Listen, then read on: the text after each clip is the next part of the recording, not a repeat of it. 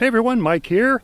Welcome to July. We are about a week away from Macstock this year, and we're on what is probably going to be our final Macstock road trip before Macstock on July 15th.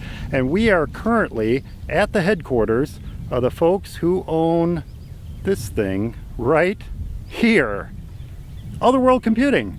So why don't we take a moment, go inside and chat with them about some of the really cool environmental initiatives that they've got going on, including this wind turbine right here. Let's check it out.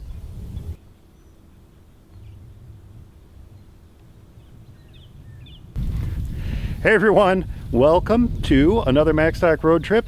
Joining me is the president of OWC, Jennifer Soulé. Hey Jennifer, how you doing? Hey everybody, hi Mike, I'm well, how are you? I'm doing great. And I thought what we could do today is maybe talk about some of the really cool environmental initiatives that OWC has going for it. Oh, sure. There's three I can think of right off the top of my head. One of which, I don't even know, can we see it in the shot there? I don't know. Do we have it in there? Right back there, little wind turbine. Right. I'll insert a shot in there somewhere. Sure, yeah. And I mean, obviously it's not spinning today, unfortunately. It's about, I think I looked, the wind's about 5 miles an hour. So 5 miles an hour, not quite enough to make it worthwhile. It has to be closer to 9. Now it only spins up to a certain speed and then you lock it down, right? I mean, you can't let that thing spin in the high winds. Right. Normally it's about like 30 rotations per minute, which is about 136 miles per hour at the tip, which is weird because whenever I drive past wind turbines and look at them, they seem kind of like slow. Like they're just slowly going. But no, they're kind of whipping around there. I mean, and the max is 175 miles an hour. That's crazy. Yeah, it is. 175 miles an hour. And you would think in the really strong winds, that's when you'd want it spinning, but you can actually cause real damage to that thing if you're not careful. And then if you're offline, you're not helping anybody. Yeah, so. right. And I was reading that, reading this on the website, by the way, on the OWC Digital website, which is fantastic. If you want to learn about all these initiatives, just go to OWC Digital and check out their environmental section. But I was reading on there that when it is high winds, those blades turn. They they kind of lock down and let the wind. They flutter a little bit. They turn into the wind, or they turn, so that they're not gonna take the brunt of sort of that wind. That's so crazy. It is. It's all the little cool intricacies of it. Now, one of the other cool things about that turbine back there is that you actually give back to the community. Yes. You're not using all the energy that generates. Oh no, that thing can generate like 815,000 kilowatt hours of electricity a year. Yeah, we don't need anywhere near that. So yeah, the rest goes back to the grid so that people have the option of renewable electricity. Now that went in. Now, so this campus, I guess I'll put in a shot of this campus. Sure. This campus, this is brand new in 2008. Yes. Right. And before that, you were more central to Woodstock, right? In downtown. Yeah, we were right off first we were on Judd Street, which is kind of right off the square. Right. And then we moved from there to Cordalds, which is... That's the one I remember. Yeah, okay, yeah. That was where Brown Printing used to be back there. Right.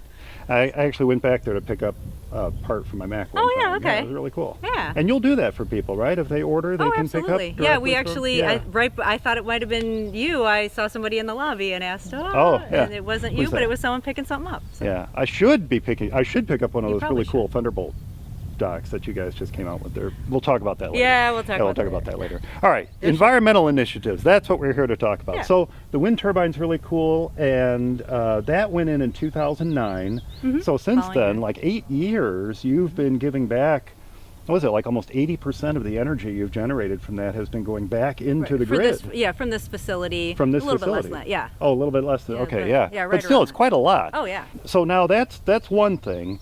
But I know that there's two others, and one of them just got turned on like 2 years ago. Mm-hmm. And I guess we can talk about that next. That is, because it's a little bit more visible. Now, I don't know if we can see it from the ground here, but it's a brand new solar array that you installed in 2015. So like 2 years ago? It's a 20,000 square foot solar array. So that actually makes us one of the largest privately owned solar arrays in Illinois, so that's pretty cool. That's pretty cool. Yeah. And there's 770 panels up there. So there are Sunpower panels, which are made in the U.S. So very cool. Also very cool. But yeah, so if you want to check out what they look like, they're Sunpower Solar And panels. what's the primary purpose of the solar array versus the wind turbine? What are you using that for versus the Sure, the we looked at turbine. we look kind of at holistically at all of our energy consumption. So we have this facility, we have the facility next door, we have a Right. design center in Austin that also has a smaller solar array on it, and then we have a distribution facility in Nevada. Okay. So we kind of look at what's our total consumption. Let's make sure we offset all of that. Or more than Oh, okay. offset. So you're offsetting. So even if the facility, like the building over there, you acquired that a couple of years ago, and even if that doesn't itself benefit from the wind turbine or the solar array, you're offsetting that by giving back. Again, Correct. you're feeding back into the grid and sharing that basically free electricity generation with the community.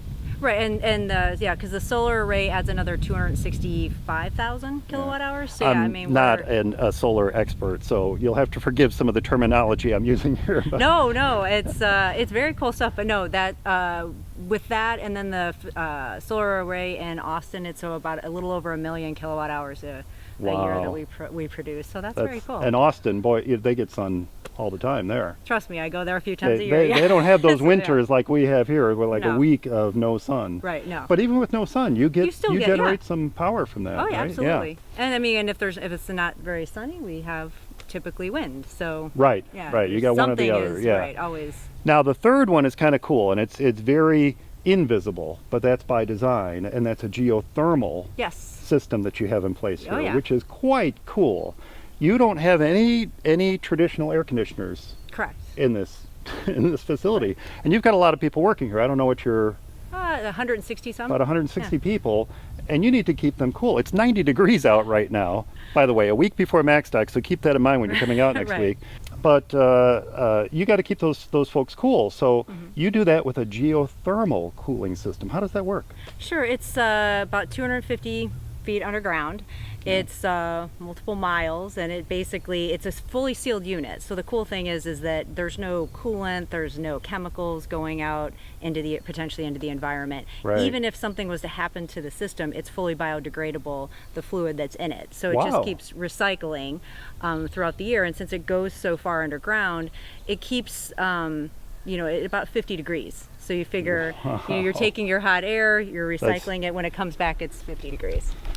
So now the other thing I want to talk about, and this is something that doesn't necessarily get highlighted so much on your website, but this cool parking lot that you have. I know. So one of the things about parking lots is they're just big giant slabs of concrete and asphalt. And what happens is when it rains, that rain comes down and it goes right into the sewer system and has to be processed by the water treatment plants and all that kind of stuff. But what you have here is a little bit different. Yeah, we use these paver blocks. We call them kind of they're hand tight, so you can actually see that there's space around them to allow water to actually go back into the ground. But before it goes into the ground, of course, there could be chemicals from cars or any of those things. Right, There's about 18 inches of base and sub-base sort of filtering. So then the water goes through the pavers, through all of that, so that by the time it goes back into the aquifers or the groundwater, it's been filtered of So it's kind of like it's a whoa. Hey, I had we you got crooked for there. a little bit. It's kind of a natural filtration. It is, filtration yeah. system. Oh, that is very cool. And then of course that benefits all these guys over here. This is you said you have 11 acres of property here, and this is a It's like kind a of a native natural, bioswale. Yeah, it also natural. helps. This is what, if you want to know what Illinois looks like, folks. This is Illinois Yeah. before we plowed it under. Yes. So. That's what you've got here, and we have a lot of natural land like that in the area. The McHenry County Conservation District a nice job. does a lot for that, and of course now you're doing a lot for that as Yeah, well. So that's very absolutely. very cool. All right, now I don't know if this is a secret or not, but I understand you're giving away something at Macstock this year. Yes, we are. All right, now whatever that is, maybe that's a secret. But I thought maybe we could talk a little bit about how you tie all this cool stuff, your wind turbine and your solar power and your water conservation efforts and all this stuff, how you tie that into the packaging that your customers receive when they buy products from you. Oh, sure, yeah. I mean, a number of years ago, we started really looking at the packaging and realizing that some of it was frankly oversized. And so that helps no one. You know, it's higher costs to consumers. It's more room on trucks to get it over here, and you know, to your house and my house, anyone's. Well, let's clean that up. A few years ago we really were looking at our packaging and realizing a lot of it was oversized. It did not need to be as large as it was. A lot of air. Yeah, there was a lot of air. Yeah. So we intentionally looked at all of them. Some of them we reduced by 60%, and you know, we did all the drop tests, no negative impact, but then considerably less that could end up in a landfill or even needing to be recycled. Does it help that products themselves are more durable now, like SSDs, and you know, you're selling a lot of memory, you're selling fewer hard drives, traditional hard drives. I mean, you still sell them. We sell a lot. But with all the Macs and new products, everyone's interested in the solid state, which is a little bit more durable. Has that helped a little bit, or is that just a...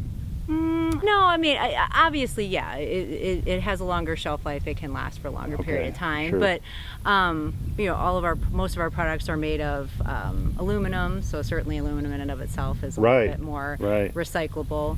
And the key for us is obviously that all of this really environmental is an extension kind of what the company's been all about and the products that we make, which is all about extending that investment and making sure that that computer that somebody bought, you know, the amount of machines that we see that have no upgrades to them whatsoever is astonishing. I know. You know, and so it's somebody, you know, got rid of a thing which could have ended up in a landfill, and e-waste is just, you know, atrocious if you've seen any of those documentaries. And so, you know, for someone to be able to put in memory, an SSD, a hard drive, just anything, and extend the life of that is very, very cool. And that's kind of what we're doing here. It's an extension of that. Yeah. I understand you guys do a lot of really cool you have a lot of environmental initiatives in the warehouse as well. So did you want to go in and maybe show us some of those things as well? Sure, I think that'd be great. All right, sounds good. Let's go check it out. All right.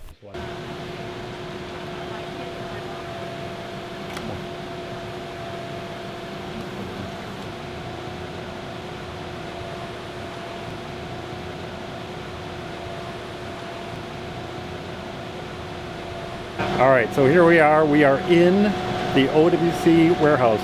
Otherworld Computing, by the way, I should say. Otherworld Computing, also known as MacSales.com if you ever go to their website. And this is where all the magic happens. So when you place an order with OWC, this is where it comes through. Now, why don't you tell me a little bit about... It'll come through here, or it'll go through our Nevada facility. It depends where you're located. Oh, well, we'll just pretend it all comes through here. It all comes through here. Every single bit comes through this warehouse right here. Right here. Okay. Okay, so why don't you tell me a little bit about the environmental initiatives you got going on in here? Sure. I mean, one, obviously today we were just outside, beautiful, bright, sunny day. So we have these cool sensors in our skylights so that if it's a bright, sunny day, it actually will take the ballasts. It'll do like 2, 4, 6, it'll actually change the amount of ballasts that are lit in all the lights. Really? Right. So that way we're not wasting electricity on lights that aren't necessary. And these are not compact fluorescent, but they're fluorescent tubes, right? Or are they LED tubes that you have here? I'll say they're fluorescent tubes. And then if you have ballasts, we've looked at both, and it's they're just probably, one of those things right now. I'm trying to remember if we switched them all out. I'm thinking if you have ballasts, they're fluorescent. There are LED ballasts, but I know. Well, I'm pretty sure there are, because I know we looked at different ones, and you know, some people felt some light was too yellow and too blue and overly white. We need a tech person to join us to explain all this stuff. I'm not 100% sure which light. But so those lights. So for example, there's one up there where only 2 of the 4 lights are on, and that's probably because we're getting a nice amount of sunshine in through that skylight. So it's adjusting the amount of light that you need to expend to make sure that there's enough work, that the working conditions are right in here. Right. Yeah. Okay. Now, how about packaging? You had mentioned that you use the cornstarch and/or soy peanuts. We do. We do that, and so no balloons. We could try eating one. All right. Yeah, I'll try it. I don't have any soy allergies. We'll try it. Yeah. Okay. We'll try it. Well, let me grab one for you. Okay. I'm a little nervous about this. Let's see. Yeah, we'll see if we can. Is he gonna be okay? Oh, Phil, you're eating it? No, I'm ready. I'm game. I'm game. I don't have. You know how I ask everybody about food allergies when you buy your tickets? I don't have any corn or soy allergies, so we're gonna let Jen lead me over here to where these peanuts are, and I'm actually gonna. I'm not sure where they are, so I'm gonna try one. Yeah. Okay. All right. Let me grab some. Okay. Right here. This is. They tell me this is soy, so just to safe, get Mike. It's fine. It's perfectly safe. Perfectly All right. safe. Well, I'm not going to do it myself, but actually, that's pretty good. So as far as packaging goes, as far as packaging goes, I can assure you this is safe. This is environmentally safe. yes, it is fully biodegradable. And I think I'm actually going to maybe suggest that MCC use this for the lunch on Saturday and Sunday. So, yeah. Well, I'll stop maybe, eating that. maybe We'll not. stop eating that right now. Okay. Yeah. Okay. So. First bite was And maybe all right. yeah, first bite was all right, but we'll go now. All right. And anything else that Odbc does? Oh, one thing I did want to talk to you about. I'm sorry. Oh, what? Is not only I had to swallow. Right. Your Swallow my delicious packaging material. Not only is Odbc really involved in terms of like environmental sustainability efforts and stuff like that with the community, you're giving back through the wind turbine and your solar array and everything, but you are also really involved in the community as a whole. I remember seeing on your website you're involved in various little leagues and other things like that you sponsor. Yeah, we supported. Not to mention Macstock. So Odbc has been a fantastic sponsor of Macstock since day one. And I really appreciate 3 years? 3 years. Yeah, this is our third year. great. So that's kind of the thing that you guys do. You get involved in the community. You have these wonderful sustainability efforts. But I know you're also involved in the Chamber of Commerce and you have meetings here once a month for business leaders. Yeah, we had we hosted one of their recent economic development committee meetings. I mean that kind of stuff is huge, and it shows that you really are a part of the community that you are. It's a great community. Yeah. We were re-looking at some of our packaging recently, so of course. We looked right down the road at Jordan. And, right. Right down. They're right here. Yeah. Right? Why not? It makes it easier. Plus, when you run out of the boxes, when they pull that last box off the shelf, you got to know where to go. You're supposed to have good inventory control. We do like to support definitely different things in the community. One of the things that we've done for years and years and years is cover the cost for the AP classes for the kids at Woodstock High School.